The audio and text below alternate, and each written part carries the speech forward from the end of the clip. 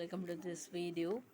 இன்று நான் சொல்ல இருப்பது, கர்த்தாவே என் வாய்க்கு காவல் வையும், என் உதடுகளின் வாசலை காத்துக்கொள்ளும் என்று கெஞ்சுகிறான் தாவீது. சங்கீதம் 141:3. அந்த அதிகாரத்தில் போட்டிருக்கு, நம்ம வாய்க்கு காவல் வைக்க வேண்டும். இது நம் அனுதின ஜெபமாக மாறட்டும். கர்த்தாவே, என்னுடைய நாவினால் பாவம் செய்ய மாட்டேன் என்று தீர்மானிக்கப்பட வேண்டும். என் வாழ்க்கையிலும் கர்த்தர் தாமே ஒவ்வொரு நாளும் இதை காத்துக்கொள்ள வேண்டும் என்று நான் தீர்மானிப்பேன். பல விதத்தில் நம்ம எந்த வாயின் வார்த்தைகளினால் நாம் மிஞ்சி போகாமல் இருக்க தேவனோடு அனுதினமான ஜபத்தை செய்வோமாக. நாம் சொந்த முயற்சினாலும் முடியாது, தேவனுடைய கிருபையினாலே ஆகும். பல மணி நேரங்கள் வீண் பேச்சுக்கு செலவிடுவோர் ஜெபிக்க நேரமில்லை என்பதை வியப்பே இல்லை. அவர்கள் கடமையின் நேரத்தை களவாடுகிறார்கள். வீண் பேச்சு எனும் வேலையை வீசி பல ஜெப வீரர்களை வீழ்த்தி விட்டான் பிசாசு.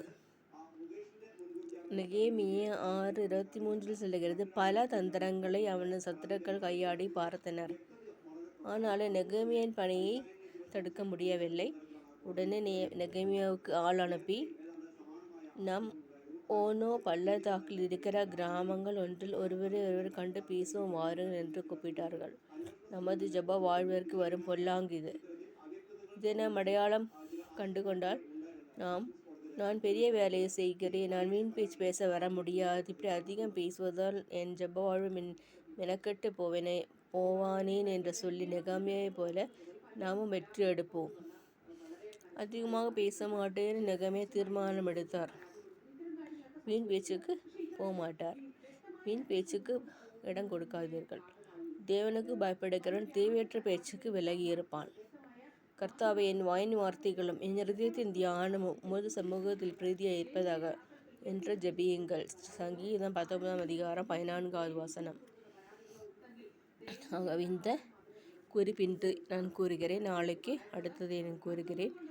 ஆக இவ்வாறாக நாம் வீண் பேச்சிலிருந்தெல்லாம் மாற வேண்டும். வீண் பேச்சு, அதே போல் நம்ம வாய்க்கு காவல் வைக்க வேண்டும். கர்த்தர் தம்மை அவருடைய தூதர்களால் நம்மளுக்கு அற்புதம் செய்வாராக. தேவனுடைய தூதர்கள் பாதுகாப்பார்களாக. நோய் இல்லாமல் வாழ்வோமாக. நோய் நொடிகளை நாம் எடுத்து மாற்றுவதற்கு தினசரி 1 கிளாஸ் டம்ளர் தண்ணி குடிக்கும்போது சுடு தண்ணி வெந்நீர் குடியுங்கள். சுடு தண்ணி குடியுங்கள். அவ்வாறாக இருக்க வேண்டும். அதே போல் நல்லா நம்ம உடம்பை பார்த்துக்க வேண்டியதாக இருக்கிறது. அவ்வாறாக எல்லாரும் செய்யுங்கள். கர்த்தருடைய வசனத்தை இடையில வாசியுங்கள். அதே உணவு நமக்கு, மருந்து நமக்கு. ஆமீன்.